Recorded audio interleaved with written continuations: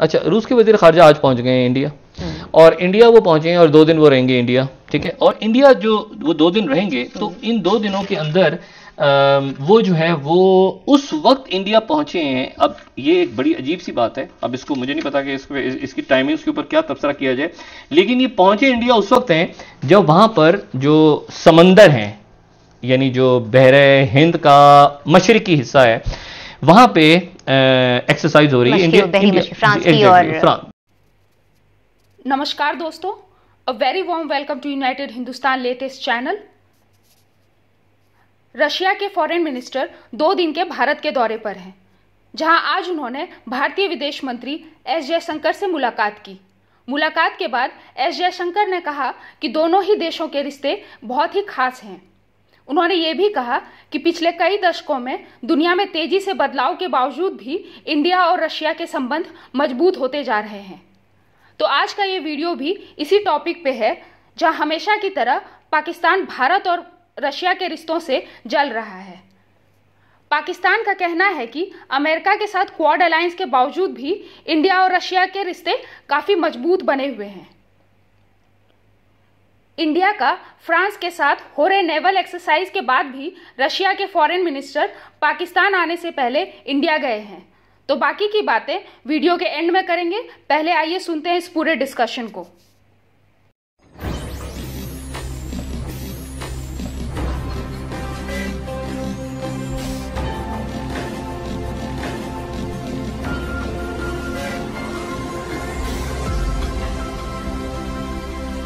अच्छा, रूस के वजीर खारजा आज पहुंच गए हैं इंडिया, और इंडिया वो पहुंचे हैं और 2 दिन वो रहेंगे इंडिया, ठीक है। और इंडिया जो वो 2 दिन रहेंगे, तो इन 2 दिनों के अंदर वो जो है वो उस वक्त इंडिया पहुंचे हैं। अब ये एक बड़ी अजीब सी बात है, अब इसको मुझे नहीं पता कि इसकी टाइमिंग्स के ऊपर क्या तबसरा किया जाए, लेकिन ये पहुंचे इंडिया उस वक्त हैं जब वहां पर जो समंदर हैं, यानी जो बहरे हिंद का मशरकी हिस्सा है, वहां पे एक्सरसाइज हो रही है इंडिया। इसको इंडिया टुडे को कह लेते हैं ना, after Malabar quad Nations team up with France for one of its kind naval exercises in Indian ocean, जो कल हमने रिपोर्ट भी पूरी दिखाई थी फ्रांस की।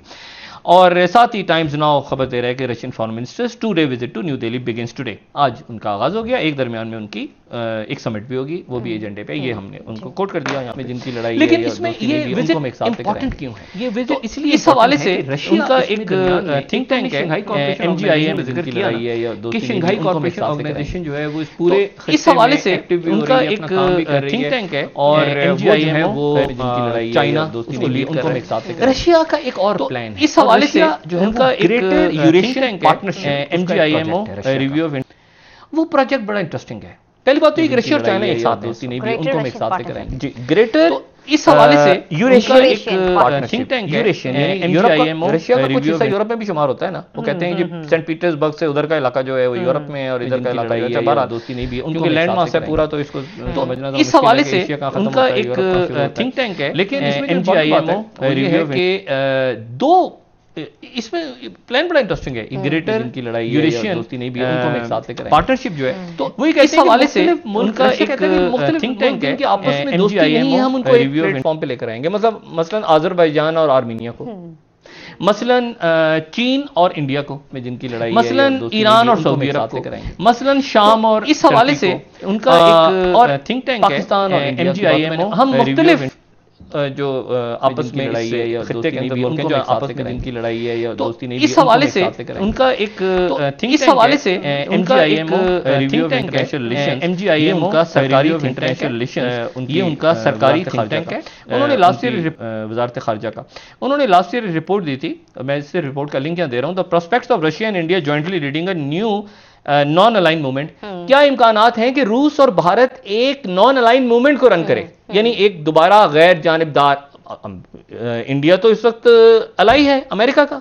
मोदी साहब ने तो बिल्कुल ही वो S-400 के ऊपर फटा पड़ा हुआ है कि वो लेने नहीं, जनरल ऑस्टिन कह रहे हैं। और फिर उसके बाद उनका दूसरा बड़ा थिंक टैंक है रशियन इंटरनेशनल अफेयर्स काउंसिल, उसकी एक रिपोर्ट, उसका भी मैं लिंक दे रहा हूं कि Pakistan role in Russia's greater Eurasian partnership, कि पाकिस्तान का क्या रोल, पाकिस्तान को भी ये उनके ये मैं मॉस्को के थिंक टैंक्स को यहाँ पे रिपोर्ट दे रहा हूँ कि वो इंडिया और पाकिस्तान दोनों का एक रोल देख रहे हैं। इंडिया जो है वो तो चाइना के साथ फड्डे में पड़ा हुआ है, और इस वक्त वो क्वाड कर रहा है जिसको रशिया कहता है कि ये एशियन नेटो है, रशिया ही कहता है कि एशियन नेटो है, ठीक है।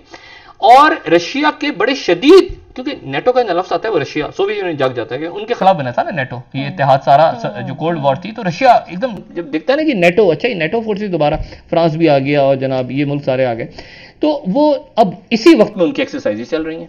ये 100, अच्छा इनके साथ जो इनके फॉरेन मिनिस्टर हैं, उनके साथ जो अफगानिस्तान में नुमाइंदे हैं, रशिया के नुमाइंदे खसूसी वो भी हैं, और आज 20 लोग मारे गए हैं अफगानिस्तान के अंदर। आज फिर तसादुम बहुत ज़्यादा बढ़ गए। जापान के वजीर आज़म वो पहले गैर मुल्की सरबराह होंगे जिनकी वाइट हाउस में बाइडेन से मुलाकात होगी। ये इस खित्ते की इंपॉर्टेंस आप देखें, ये जो खित्ता है पूरा, जिसको हम साउथ चाइना सी कह लें या क्वाड के मालिक कह लें या एशिया पैसिफिक कह लें या चाइना से रिलेटेड, जापान के वजीर आज़म की मुलाकात होगी बाइडेन से जुमे के रोज वाइट हाउस में।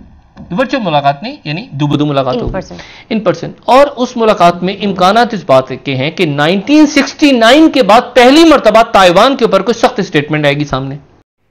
जैसा कि आपने सुना इस पूरे डिस्कशन को कि कैसे पाकिस्तान इंडिया और रशिया के रिश्तों से रश्क खा रहा है, उनको ये बात डाइजेस्ट करने में भी मुश्किल हो रही है कि कैसे इंडिया और अमेरिका के बदलते रिश्तों के बावजूद इंडिया और रशिया के संबंध इतने अच्छे और गहरे बने हुए हैं। वैसे आपको बता दें कि साल के एंड में रशियन प्रेसिडेंट पुतिन का भारत दौरा होने जा रहा है, और साथ ही आज की इस द्विपक्षीय वार्ता भी काफ़ी एनर्जेटिक रही, और दोनों ही देशों के बीच अफगानिस्तान, परमाणु, space and defence related long term साझेदारी की भी बातचीत हुई। तो आज के इस वीडियो में इतना ही। ऐसे आप और भी ऐसे ही न्यूज़ अपडेट्स के लिए आप बने रहें यूनाइटेड हिंदुस्तान के साथ। At last, thanks for watching.